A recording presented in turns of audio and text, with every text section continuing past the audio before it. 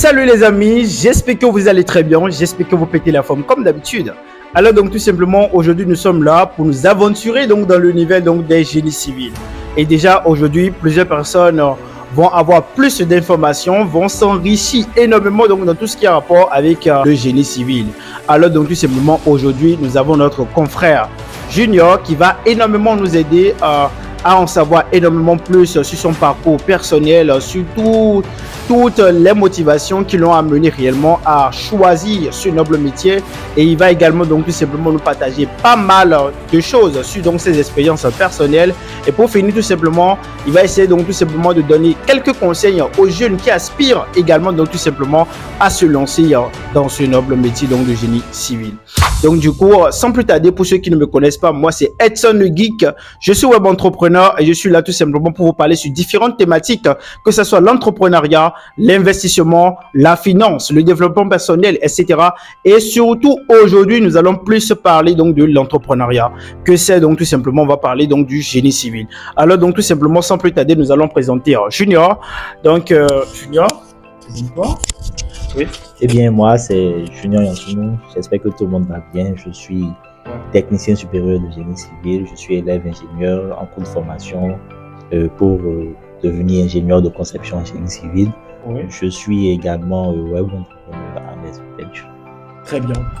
Donc déjà, je tiens également à mentionner que Junior, c'est quelqu'un que j'apprécie énormément et nous avons gardé donc de très bonnes relations depuis de longues années. Donc du coup, aujourd'hui, je me suis vraiment intéressé par ce notre métier-là parce que c'est un domaine qui vraiment est prometteur. Déjà, on n'est pas pour autant sans savoir tout simplement que le Bénin, c'est un pays qui est sous-développé, mais qui est actuellement en train de s'efforcer pour devenir un pays en voie de développement. Donc, du coup, clairement, le gouvernement ne va pas tout simplement ne pas oublier l'aspect donc du fait d'investir énormément donc dans tout ce qui a rapport avec le génie civil, etc.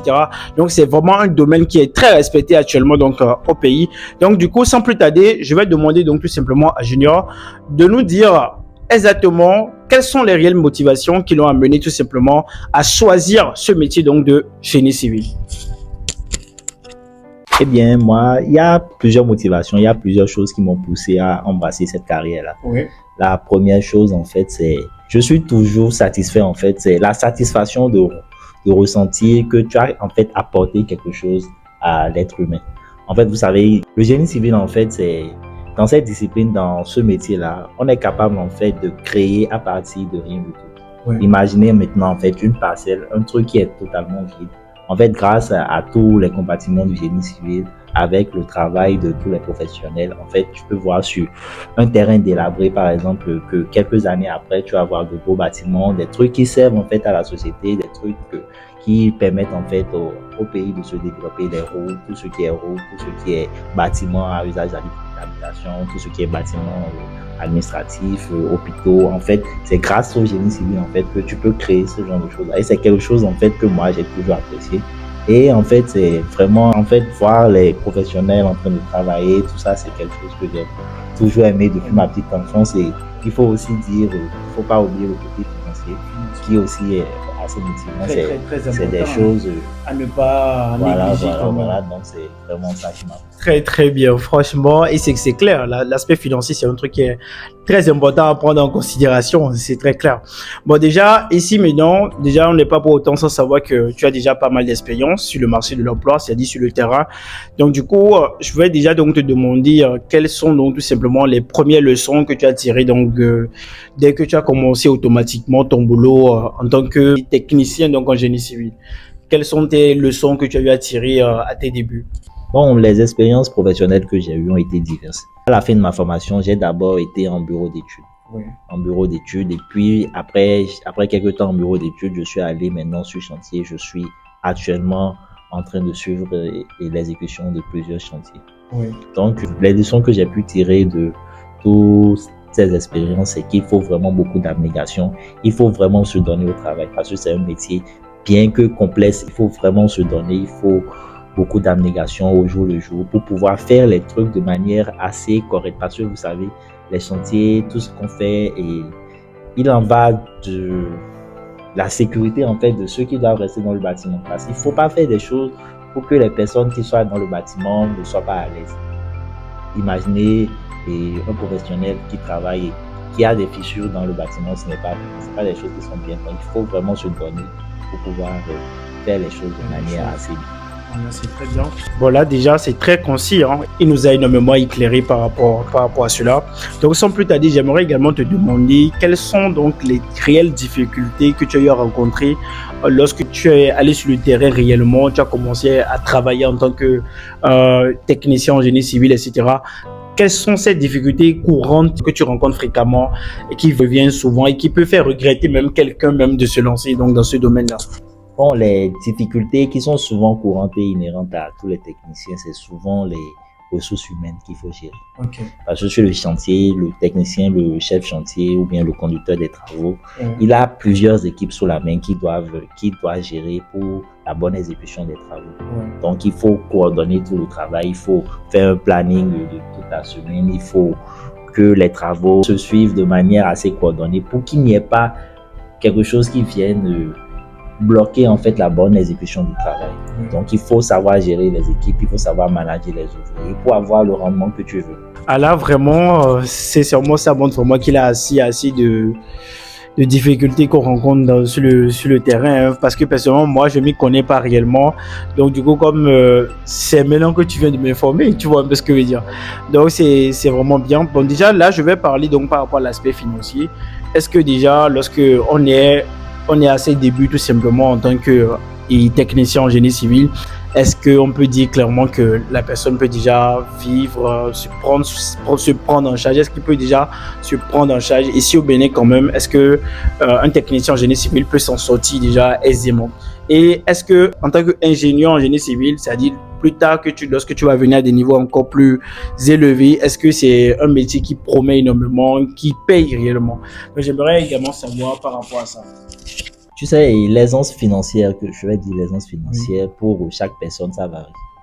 Ça varie en fait en fonction de toutes les charges que tu as et tous les besoins quotidiens que tu as. Oui. Mais il faut pas se mentir, en tant que technicien, tu peux quand même essayer de te défendre avec ce que tu gagnes.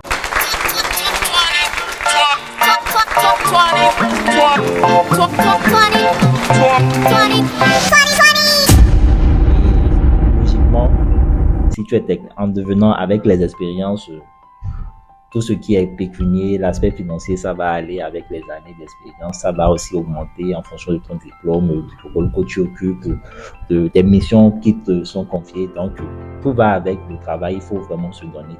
Il faut savoir que même un chef chantier pourrait même être mieux payé qu'un ingénieur. Ça dépend en fait du travail qu'il fait, ça dépend des missions qu'on lui donne, ça dépend en fait de la qualité du travail que tu fais. Il faut savoir que l'aspect financier, ça va avec le travail qu'on te donne. Si tu donnes un bon rendement, tu es bien payé, ainsi de suite. Donc, il faut savoir aussi que l'aspect financier, ça va avec ça. Ok, là c'est très bien. Maintenant, moi, j'avais une question personnelle à te poser également. Est-ce que tout à l'heure, tu as eu à mentionner que lorsque l'architecte et le particulier essaient donc tout simplement de s'entendre par rapport à un plan et qu'ils viennent confier le plan à l'entreprise en question, l'entreprise maintenant, c'est à lui maintenant de se charger de telle enseigne que lorsque il va confier le projet à tout ce qui est chef chantier, ouvrier, etc., que le projet se fasse exactement de manière très stricte, telle que l'architecte a eu à mentionner sur le plan. Dans les cas où ça ne se passe pas comme ça, comment ça se passe? C'est-à-dire que lorsque nous avons fini de complètement terminer la maison, on se rend compte que le plan effectué par l'architecte est contraire au plan réalisé par l'entreprise physiquement. Qu'est-ce qui se passe réellement? Bien, je vais d'abord, pour répondre à ta question, je vais rebondir sur quelque chose. Il faut savoir que un projet de construction c'est quelque chose qui est vraiment structuré, qui est vraiment fait de manière à ce que ce sont des professionnels qui travaillent. Donc, avant qu'une erreur de ce genre arrive, je trouve que c'est assez rare qu'une erreur assez grave comme ça puisse arriver. Okay. Maintenant, comme ce sont tous des professionnels qui travaillent avec le concours, tout le collège de professionnels là, on se rassemble ensemble et on essaye de trouver une solution pour pouvoir échanger les choses de manière à ce que la stabilité du bâtiment ne soit pas touchée. Tout ce qui concerne la stabilité, parce qu'il ne faut pas faire un travail et que les gens sont entrés dans le bâtiment et ça va assez. Ok. C'est surtout ça. Effectivement, il y a de ces jeunes situations, on voit sur les réseaux sociaux, on voit des immeubles qui descendent complètement.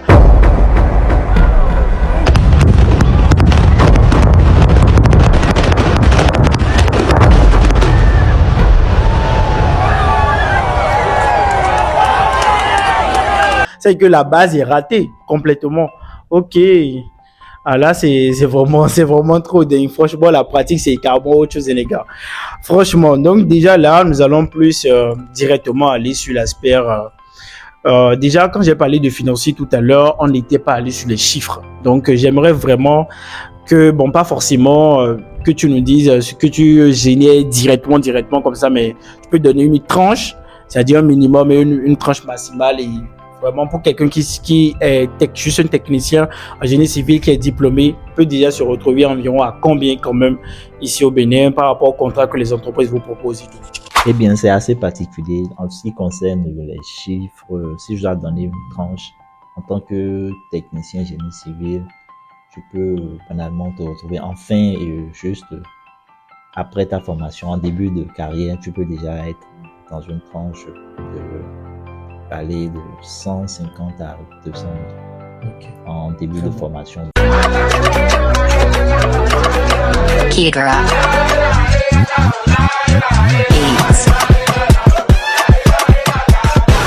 Donc, avec l'expérience, ça évolue graduellement. Voilà, c'est impossible. Ok, déjà, c'est vraiment très bien. Déjà, quand on dit 150 000 à 200 000, pour ceux qui sont en Europe, on peut déjà dire ça avoisine déjà 400 €, 350 €, 400 €, voire 500 €. On peut dire ça comme ça.